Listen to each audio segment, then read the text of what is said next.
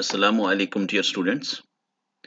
आज हम एसएससी 1 यानी 9th क्लास के एग्ज़ाम में जो ट्रांसलेशन आती है उर्दू से इंग्लिश आप बच्चों ने करनी होती है, तो उसके सेंटेंसेस लेकर के उनको सिर्फ़ और सिर्फ़ 4 स्टेप्स में हम उनकी ट्रांसलेशन करेंगे।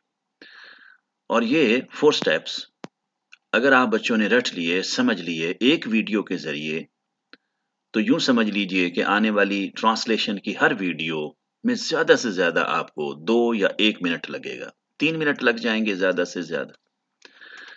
तो इस तरह से ये सेंटेंसेस आप बहुत आसानी से ट्रांसलेट कर पाएँगे। और याद रखिएगा ट्रांसलेशन एक फ़न है, एग्ज़ाम अपनी जगह पर, लेकिन हमारी ज़िंदगी की उस हर ज़रूरत को पूरा करते हैं कि जहाँ-जहाँ हमें एक गुड इंग्लिश लिखनी है। वो 4 स्टेप्स ये हैं कि सबसे पहले जो भी उर्दू सेंटेंस हमें दे रखा होगा, हम उसमें से वर्ब को अंडरलाइन करेंगे। बहुत आसान, यानी वर्ब को अंडरलाइन करना है। फिर हम अगले स्टेप में क्या करेंगे, उस वर्ब की मदद से सब्जेक्ट को तलाश करेंगे।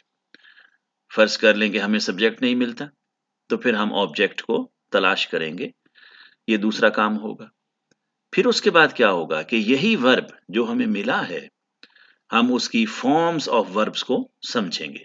एक बड़ा आसान सा चार्ट है उसके ज़रिए से। और लास्ट वन क्या होगा कि हम जो उर्दू सेंटेंस हमारा दे रखा होगा उसका एक ऑर्डर बनाएँगे, उसकी एक तरतीब बनाएँगे। यही 2 बातें जो हमने सब्जेक्ट तलाश किया और जो हमने वर्ब तलाश किया। चलते हैं अब एक-एक स्टेप को डिस्कस करते हैं अपने नेक्स्ट सिलसिले में। तो सबसे पहले ये जो सेंटेंस था कि बच्चे पहाड़े ज़ुबानी याद कर रहे होंगे, इसमें से वर्ब को ढूँढना। बहुत आसान कि वर्ब जो होता है वो सादा उर्दू जुमले के आखिर में होता है। आपको 1 सेकंड भी नहीं लगेगा। जो सेंटेंस आपको उर्दू का दे रखा है, आप उसके एंड पे जाइए। तो देखिए, याद करना, याद करना, ये एक काम है, एक एक्शन है, एक वर्ब है और हम इसको उर्दू या अरेबिक में फ़ेल भी कहते हैं। ये 4 लफ्ज़ों को बहुत अच्छे तरीके से याद कीजिएगा। मैं फिर बोल देता हूँ, काम है, एक्शन है, याद करना, वर्ब है और उर्दू या अरेबिक में हम इसको फ़ेल भी कहते हैं। उसकी 4 फ़ॉर्म्स मैंने लिख दी हैं आपके सामने।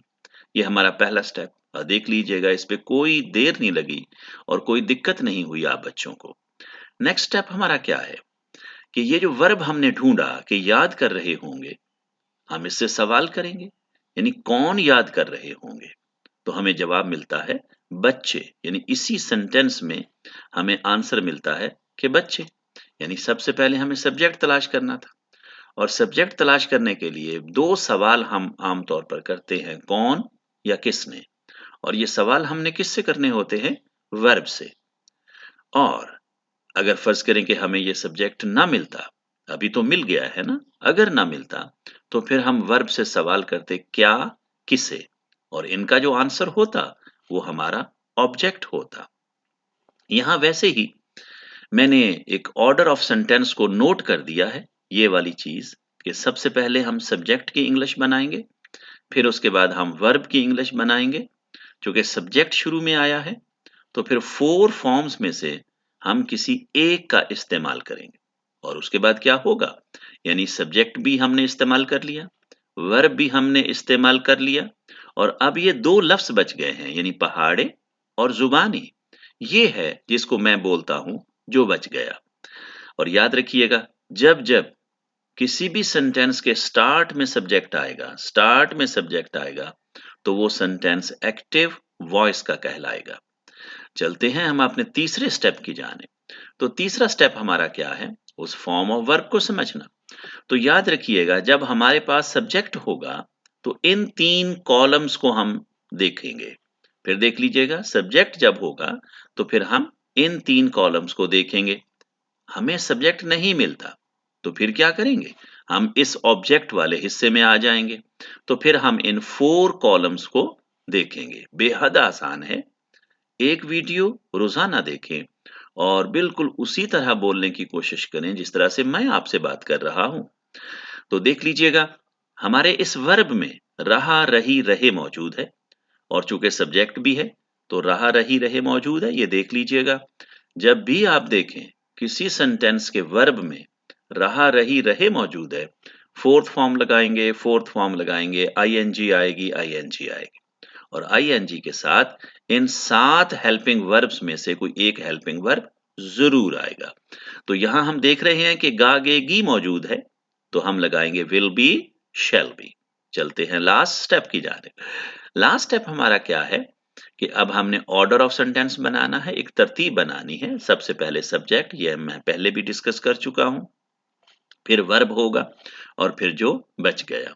पहाड़े की इंग्लिश टेबल्स, जुबानी बाय हार्ट, याद करना यानी फोर्थ फॉर्म रहा, रही, रहे मौजूद है और हेल्पिंग वर्ब जरूर आएगा। गागेगी था तो विल बी, शैल बी में से कोई आएगा, और हम जानते हैं आई और वी होगा तो शैल बी लगाएंगे और बाकी तमाम के साथ हम विल बी लगाएंगे।